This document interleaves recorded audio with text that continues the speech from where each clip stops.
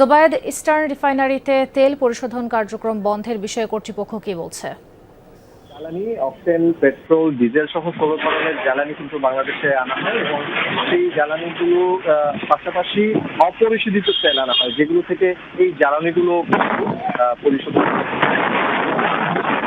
কিন্তু এই যে অপরিশোধিত তেল 54 দিন ধরে বাংলাদেশে অপরিশোধিত তেল সেটা 54 দিন ধরে বাংলাদেশে আসেনি, যার কারণে এই রাষ্ট্রায়ত্ত যে প্রতিষ্ঠান ইস্টার্ন রিফাইনারি, সেই ইস্টার্ন রিফাইনারিতে কিন্তু এখন যে তেল পরিশোধন সেটি বন্ধ আছে এবং সেই পরিশোধন বন্ধ থাকায় যে তাদের জ্বালানি পরিশোধন সেটা কিন্তু হচ্ছে না। তারা বলছেন যে মার্চ মাসের প্রথম নাগাদ তাদের যে জ্বালানি, সেই অপরিশোধিত জ্বালানি আসার সম্ভাবনা রয়েছে এবং সেই জ্বালানিগুলো আসলে পুরোদমে আবার ইস্টার্ন রিফাইনারি থেকে তাদের যে পরিশোধন কার্যক্রম সেটি চালু হবে।